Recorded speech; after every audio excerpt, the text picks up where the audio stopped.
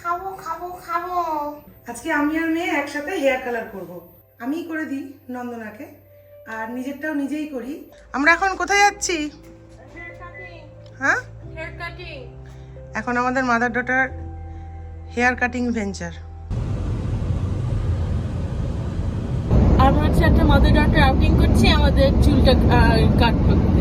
আমরা কালকে hair colour করব। আমরা কে কালার করবে চুলটা? তোমার চুলটা কে কালার করবে আমি জানি না।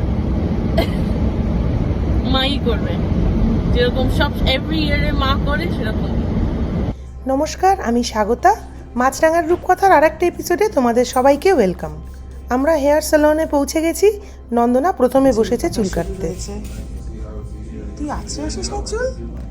করলাম তো, তুমি নিজেই তো দেখলে। এত নট।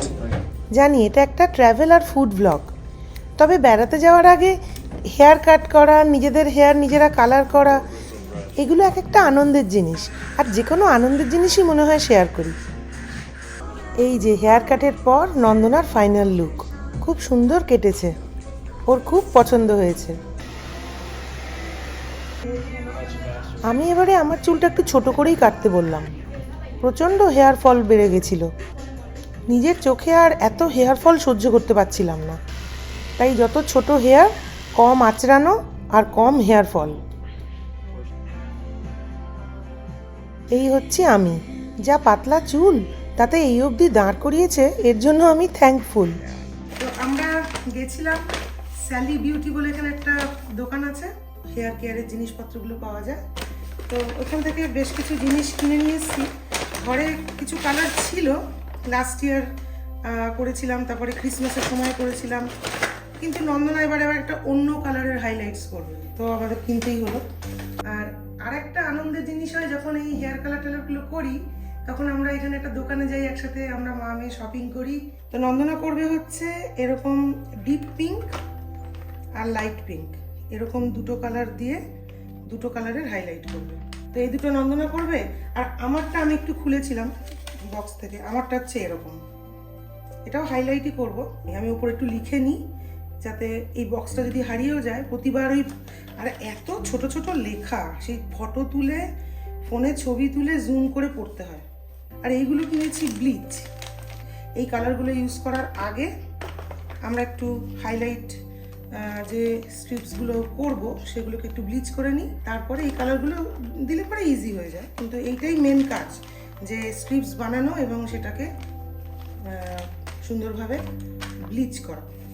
আর এইটা হচ্ছে একটা কালার সিলার, একটু শ্যাম্পুর পরে বোধহয় এটা একটু লাগালে কালারটা একটু বেশি দিন থাকে। তবে এই কালারগুলো ভালো, বেশ অনেক দিনই থাকে, 2-3 মাস তো থেকে যায়। তারপরে যদি আবার একটু টাচ আপ করে নেওয়া যায় তাহলে তো কথাই নেই।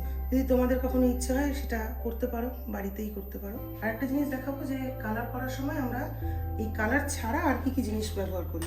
একটা ওয়েট মেশিন আছে, সেখানে কালার ডেভেলপার আর কালার মেজার করে মিক্স করতে হয়। তো আমি একটা গ্লাভস ইউজ করি, দুটো ব্রাশ আছে, একটা ফর ব্লিচ আর একটা কালার।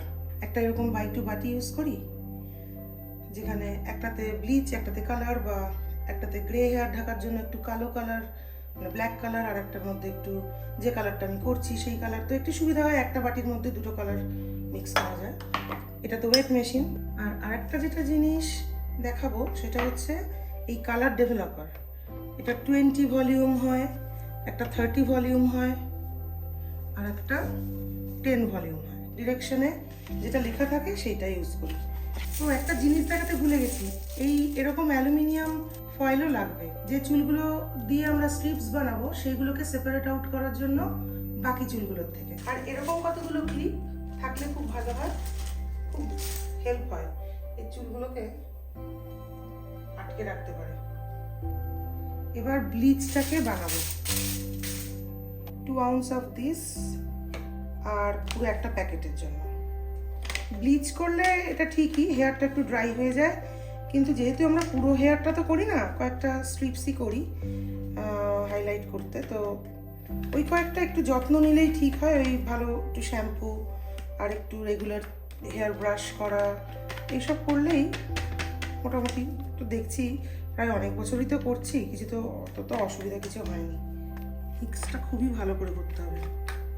হয়তো তোমরা এগুলো সব জানোই, কিন্তু আমি একটু যখন করছি তাই আমার মতো করে একটু বলছি যে কিভাবে আমি করি। এবারে দেখো একটু পেস্ট পেস্ট হয়ে গেছে সুন্দর। মিক্সিং করাটা ডান হয়ে গেছে, এইবারে আমরা এটা লাগাবো। আমি ফার্স্টে এই সাইডটা করব, তারপরে এই সাইডটা করব। যারা প্রফেশনাল অনেক সেকশন ফেকশন করে মানে আমার যেভাবে করলে সুবিধা হয়, কাজটা হয়ে যায়, আমি ঠিক শুধু সেইটুকুই করি। তো এরকম করে চুলগুলোকে আগে একটা সাইডে করে নেব।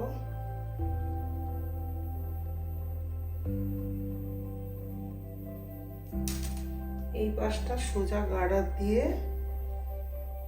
পনিটেল, এই সাইডটাকে দুটো সেকশন করব,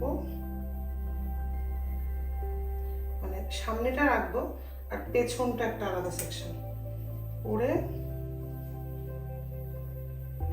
এই যে আমার এই ক্লিপটা আছে, এই ক্লিপের মধ্যে ঢুকিয়ে দেবো।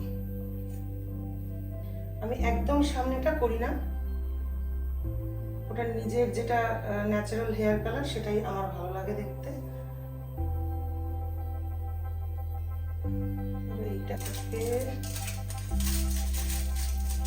এইভাবে ধরবো, একদম রুটে লাগাবো না, এইরকম ভাবে এইদিকে ফোল্ড, এইদিকে ফোল্ড, তারপরে এরকম একটা পোটলা পাকিয়ে ছোট করে রেখে দাও। এই যে এই আমার ফার্স্ট পোটলা, তারপরে একটু দূরে আরেকটা করবো। প্রতিটা চুলের মধ্যে যেন ব্লিচ কালারটা, মানে ব্লিচটা যেন মাখে, না মাখলে আবার প্রবলেম। অর্ধেকটা চুল কালো, অর্ধেকটা চুল হালকা ব্লিচ কালার, আর একটা গাঢ় ব্লিচ কালার, সব বিভিন্ন রকমের কালার হয়ে যাবে। আমি না অনেক বছর ধরেই আমার আর নন্দনার হেয়ার কালার করি। এতে এক তো খুব আনন্দ হয়, আমার করতে খুব ভালো লাগে, আর সেকেন্ড অনেক টাকা বেঁচে যায়। এখানে পার্লারে গিয়ে হাইলাইট করা বা পুরো হেয়ার কালার করা খুবই খরচ সাপেক্ষ, আর যখন আউটকামটা ভালো আসে সেটা দেখেও কি আনন্দ হয়। তিনটে হয়ে গেছে এদিকে, কেটে এই সেকশনটা করব, করে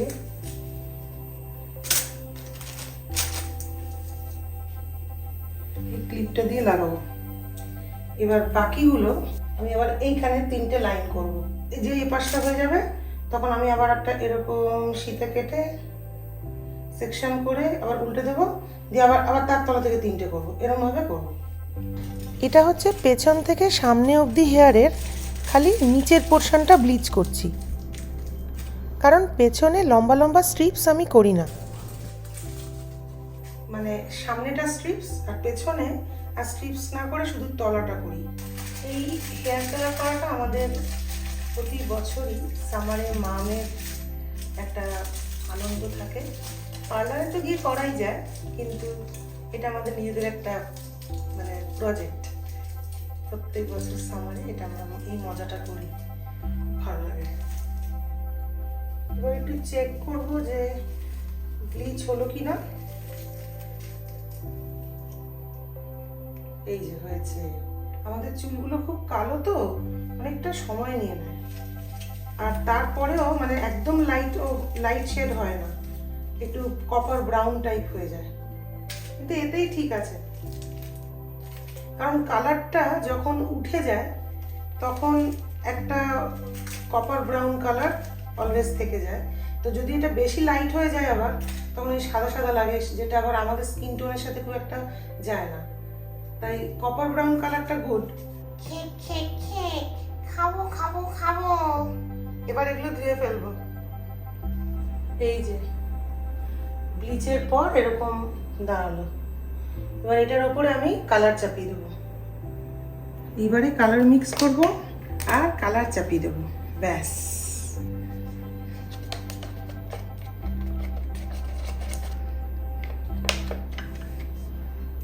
এবার একটু আশেপাশে লেগে গেলে অসুবিধা নেই, কারণ আমাদের চুলগুলো খুব ডার্ক তো, ওই রংটা ব্লিচ না করলে ওই চুলের মধ্যে ধরে না, তো একটু অসুবিধা নেই, একটু ফ্লেক্সিবিলিটি আছে।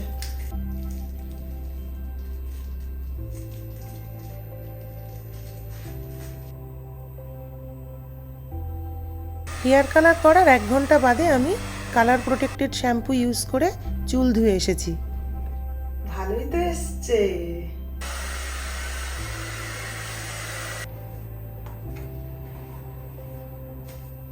এই হচ্ছে ফাইনাল লুক। এইবার নন্দনার পালা। আগে ব্লিচ করব, তারপর কালার করব। ওর অনেক ঘন চুল, আমার প্রায় হাফ এ ডে চলে যায় সেকশন করে করে ওর চুলে স্ট্রিপস বানাতে।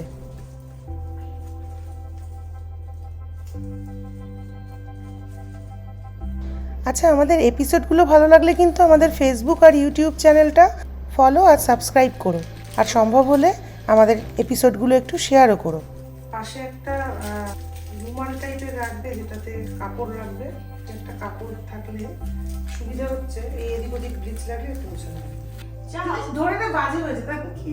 তখন আমি পালাবো, তখন তো থ্যাংক ইউ শোনার জন্য আমি দাঁড়িয়েও থাকতে পারবো না, আমি তো পালাবো ভয়।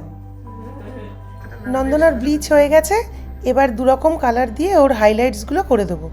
ওর ফিনিশ লুকটা লাস্টে দেওয়া আছে, দেখো। কিন্তু আমাদের মামের ঘরে হেয়ার কালার করার প্রজেক্ট কেমন ছিল জানিও কিন্তু কমেন্ট করে। আজকের এপিসোডটা এখানেই শেষ করছি। তোমরা সবাই ভালো থেকো, সুস্থ থেকো। খুব তাড়াতাড়ি আবার দেখা হবে নেক্সট এপিসোডে। টাটা।